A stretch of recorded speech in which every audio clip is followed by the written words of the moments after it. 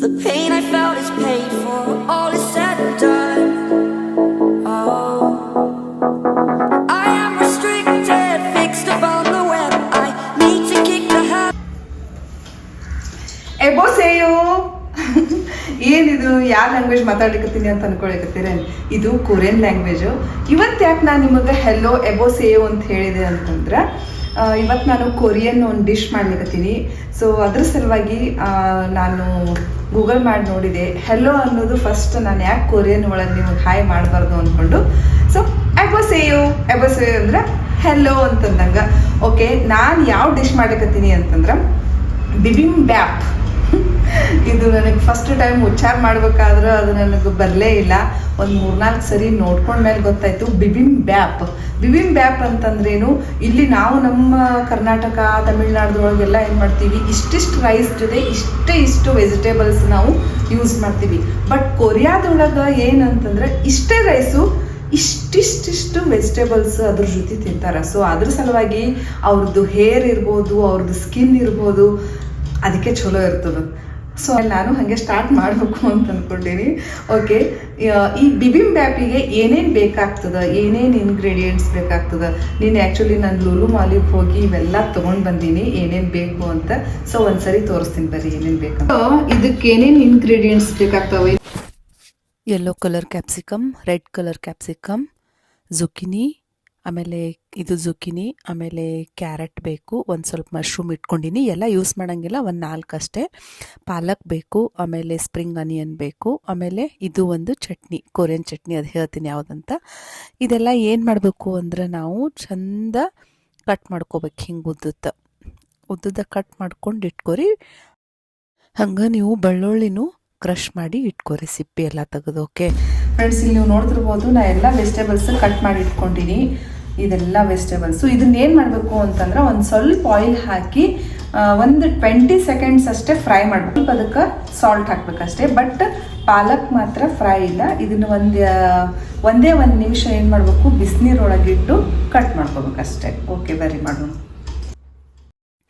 Friends, ನನಗೆ ಆರಾಮಿಲ್ಲ, so ಹೀಗಾಗಿ ವಾಯ್ಸು ಕರೆಕ್ಟ್ ಬರೋವಲ್ತು. ಓಕೆ, ಫಸ್ಟ್ ನಾನೇನಂದ್ರೆ ಕ್ಯಾರೆಟ್ ಸ್ವಲ್ಪ ಎಣ್ಣೆ ಹಾಕ್ಕೊಂಡು ಫ್ರೈ ಮಾಡಿಕೊಂಡೆ. ಆಮೇಲೆ ಹಿಂಗೆ ಒಂದೊಂದೇ ಎಲ್ಲ ವೆಜಿಟೇಬಲ್ಸ್ನು ನಾವೇನು ಮಾಡಬೇಕು, ಸ್ವಲ್ಪ ಆಯಿಲ್, ಒಂದು ಸ್ವಲ್ಪ ಸಾಲ್ಟ್ ಹಾಕಿ ಎಲ್ಲನೂ ಫ್ರೈ ಮಾಡಿ ಒಂದು ಪ್ಲೇಟ್ ಒಳಗೆ ಇಟ್ಕೊರಿ. ಓಕೆ, ಆ್ಯಕ್ಚುಲಿ ಏನಾಗಿತ್ತು ಅಂತಂದರೆ, ಇಲ್ಲಿ ಏನು ಮಾತಾಡಿ ನನಗೆ ನೆನಪಿಲ್ಲ. ಯಾಕಂದ್ರೆ ಮೈಕು ನಾವು ಕರೆಕ್ಟ್ ಇನ್ಸರ್ಟ್ ಮಾಡಿರಲಿಲ್ಲ. ಸೊ ಹೀಗಾಗಿ ಇಲ್ಲೇನೂ ವಾಯ್ಸ್ ಬಂದೇ ಇಲ್ಲ. ಸೊ ಅದ್ರ ಸಲುವಾಗಿ ವಿಡಿಯೋ ಬ್ಲ್ಯಾಂಕ್ ಇರೋಕ್ಕಿಂತ ಏನಾದರೂ ಮಾತಾಡ್ಬೋದಲ್ಲ. ಓಕೆ ಫ್ರೆಂಡ್ಸ್, ನಾನು ಈಗ ಏನು ಮಾಡಿದೆ ಅಂದರೆ ಮಶ್ರೂಮನ್ನು ಒಂದು ಸ್ವಲ್ಪ ಫ್ರೈ ಮಾಡಿ ನೋಡೋಣ ಹೆಂಗಿರ್ತದೆ ಟೇಸ್ಟು ಅಂದ್ಕೊಂಡು ಒಂದೇ ಒಂದು ಟೇಸ್ಟ್ ಮಾಡಿದೆ. ಹೇಳ್ತೀನಿ, ಈ ಗಾಡ್ ಹೆಂಗಿತ್ತಂದ್ರೆ ಟೇಸ್ಟ್ ಸಿಕ್ಕಾಪಟ್ಟೆ ಚೆನ್ನಾಗಿತ್ತು. ಸೊ ಹೀಗಾಗಿ ನೀವು ಬರೀ ಒಂದು ಸ್ವಲ್ಪ ಆಯಿಲ್ ಹಾಕಿ ಸಾಲ್ಟ್ ಹಾಕಿ ಫ್ರೈ ಮಾಡ್ಕೊಂಡು ತಿಂದ್ರೂ ಮಸ್ತ್ ಇರ್ತದೆ. ಓಕೆ, ಈಗೆಲ್ಲ ವೆಜಿಟೇಬಲ್ಸ್ನು ನಾನು ಫ್ರೈ ಮಾಡಿದೆ ಆಲ್ಮೋಸ್ಟ್. ಹಂಗೆ ಈಗ ನಾನು ಪಾಲಕ್ ಒಂದೇ 1 ನಿಮಿಷ ನೀರೊಳಗೆ ಹಾಕಿ, ಆಮೇಲೆ ಇಲ್ಲಿ ನೋಡ್ರಿ ನಮ್ಮ ಗೌರಿ ಬರೀ ಅದಕ್ಕೆ ತಿನ್ನೋದು ಕಡೆನೇ ಯಾವಾಗಲೂ ಗಮನ. ಅದನ್ನು ಏನು ಮಾಡ್ತಾಳೆ ನಮ್ಮಮ್ಮ, ತಿನ್ಲಿಕ್ಕೆ ಕೊಡ್ತಾಳಂತ ವೆಯ್ಟ್ ಮಾಡ್ಲಿಕ್ಕತ್ತದ. ಓಕೆ, ನಾನು ಈಗೇನು ಅಂತಂದ್ರೆ, ಈಗ ಪಾಲಕ್ 1 ನಿಮಿಷ ಅಷ್ಟೇ ಬಿಸಿನೀರೊಳಗೆ ಕುದಿಸಿ, ಆಮೇಲೆ ಅದನ್ನು ತಣ್ಣೀರಿನಾಗ ಟ್ರಾನ್ಸ್ಫರ್ ಮಾಡಿ ಅದನ್ನು ಫುಲ್ ಸ್ಕ್ವೀಸ್ ಮಾಡಿ ನೀರಿಲ್ಲಾರ್ದಂಗೆ ಮಾಡಿ, ಆಮೇಲೆ ಅದನ್ನು ಕಟ್ ಮಾಡ್ಕೊಳ್ಳೋದು. ಇಷ್ಟೇ, ಏನು ದೊಡ್ಡ ವಿತ್ತೆ ಇಲ್ಲ ಇದ್ರೊಳಗೆ. ಓಕೆ, ಇಲ್ಲಿ ನೋಡ್ರಿ, ಈಗ ಇದ್ರೊಳಗೆ ಹಾಕೊಳಿಕತ್ತೀನಿ. ತಣ್ಣೀರು ಒಳಗೆ ಹಾಕ್ಕೊಂಡು ಅದನ್ನು ನಾನು ಹೇಳಿದಂಗೆ ಸ್ಕ್ವೀಸ್ ಮಾಡಿ ಕಟ್ ಮಾಡಿ ಇಟ್ಕೋತೀನಿ. ಸೊ ಫುಲ್ ನೀವು ಚಲೋತ್ನಂಗೆ ಸ್ಕ್ವೀಸ್ ಮಾಡಿದ್ರೆ ಅದು ಒಂಥರ ಬಾಕರ್ ವಡ ತಿಂದಿರ್ತಿರಲ್ಲ ಆ ಶೇಪ್ ಒಳಗೆ ಬರ್ತದೆ. ಬಟ್ ನಾನು ಪಾಲಕ್ ಭಾಳ ಕಡಿಮೆ ತೊಗೊಂಡಿದ್ದೆ. ಸೊ ಹೀಗಾಗಿ ಸುಮ್ಮನೆ ಹಾಗೆ ಕಟ್ ಮಾಡಿದೆ ಅಷ್ಟೇ. ಇಲ್ಲಿ ನೋಡ್ತಿರ್ಬೋದು ನೀವು, ಎಷ್ಟು ಕಲರ್ಫುಲ್ಲಾಗಿ ಕಾಣಿಸ್ಲಿಕ್ಕತ್ತದಲ್ಲ ಪ್ಲೇಟು. ಯೆಲ್ಲೋ, ರೆಡ್, ಗ್ರೀನ್ ಎಲ್ಲ ಕಲರು ಅದ. ಓಕೆ, ನಾನು ಹೇಳಿದಂಗೆ ಇದೇ hero of the recipe. Okay, ಇದು ಏನು ಅಂತಂದ್ರೆ ಇದು ಕೊರಿಯನ್ನದ್ದು ಒಂದು ಚಟ್ನಿ ಸಿಗ್ತದೆ, ಹೆಸರು ಹೇಳ್ತೀನಿ.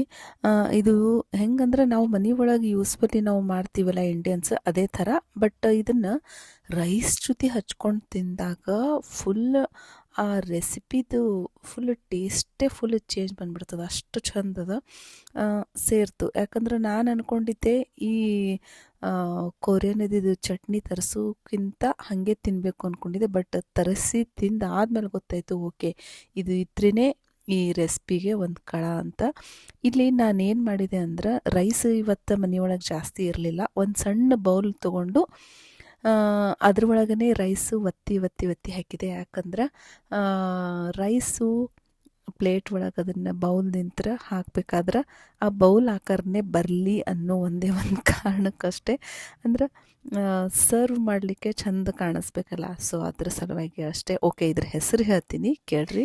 ಎಸ್, ಇದ್ರ ಹೆಸರು ಗೋಚು ಝ್ಯಾಂಗ್ ಅಂತ. ಗೋಚು ಝ್ಯಾಂಗ್ ಸ್ವಲ್ಪ ನಮಗೆ ಡಿಫಿಕಲ್ಟ್ ಆಗ್ತದೆ ಫಸ್ಟ್ ಟೈಮ್ ಕಲಿಸ್ಲಿ ಎಲ್ಲ ವಿಚಾರ ಮಾಡ್ಬೇಕಾದ್ರೆ. ಇದನ್ನ ಫ್ರೆಂಡ್ಸ್ ತಿನ್ಲಿಕ್ಕೆ ಹೆಂಗ್ ಅಂದ್ರೆ ಐ ಮೀನ್ ನಗು ಬರ್ಲಿಕ್ಕೆ ಹೆಂಗ್ ತಿನ್ಬೇಕು ಅನ್ನೋದೇ ಗೊತ್ತಾಗೋಲ್ತು. ಆಕ್ಚುಲಿ ಎಲ್ಲ ಫುಲ್ ಎಲ್ಲ ನಾವು ಕಲಸಿ ತಿಂದ್ರೂ ನಡೀತದ, ಇಲ್ಲ ಬೇಡ ಅಂತಂದ್ರೆ ಟೇಸ್ಟ್ ಮಾಡಬೇಕು. ನೀವು ಇಂಟ್ರೆಸ್ಟ್ ಹೆಂಗ್ ಬೇಕು ಹಿಂಗ ಸಿಕ್ಕಾಪಟ್ಟೆ ಟೇಸ್ಟ್. ಆಹಾ,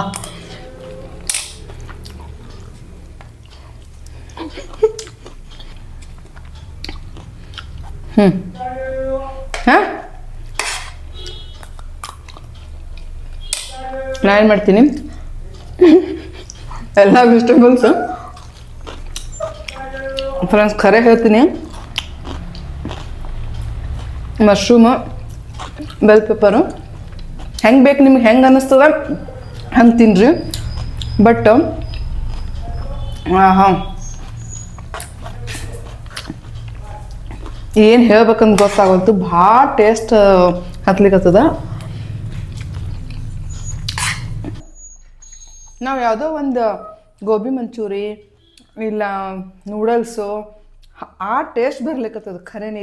ಚಟ್ನಿ ಒಂದೇ ಎಕ್ಸ್ಟ್ರಾ ಅನ್ಬೋದು ಫ್ರೆಂಡ್ಸ್, ಅದು ಬಿಟ್ರೆ ನೀವು ಎಲ್ಲ ವೆಜಿಟೇಬಲ್ ಒಂದೊಂದು ತುತ್ತು ಒಮ್ಮೆ ಇದು ಒಮ್ಮೆ ಇದ್ರ ಜೊತೆ ಇಲ್ಲಾಂದ್ರೆ ಎಲ್ಲನೂ ಒಂದೊಂದು ಸ್ವಲ್ಪನೂ ತಿನ್ನಿರಿ. ಹೆಂಗೆ ತಿಂದ್ರೂ ಖರೇನೆ ಟೇಸ್ಟ್ ಅದ. ಹೇಳ್ದಂಗೆ ಮೇನ್ ಇಂಗ್ರೀಡಿಯೆಂಟು ಇದು ಜೋಚು ಝ್ಯಾಂಗ್ ಚಟ್ನಿ, ಖರೇನೆ ಸೂಪರ್. ಹಾಂ ನನಗಂತೂ ಭಾಳ ಸೇರ್ತು ಖರೇನೆ. ಕ್ಯಾರೆಟ್ ಒಂದು ತಿಂದಿಲ್ಲ, ಖರೇನೆ ಮನೆಯೊಳಗೆ ಟ್ರೈ ಮಾಡಿರಿ, ಸಿಕ್ಕಾಪಟ್ಟೆ. ನೆಕ್ಸ್ಟ್ ವಿಡಿಯೋದೊಂದಿಗೆ ಹೊಸ ಒಂದು ರೆಸಿಪಿಯೊಂದಿಗೆ ಸಿಗೋಣ.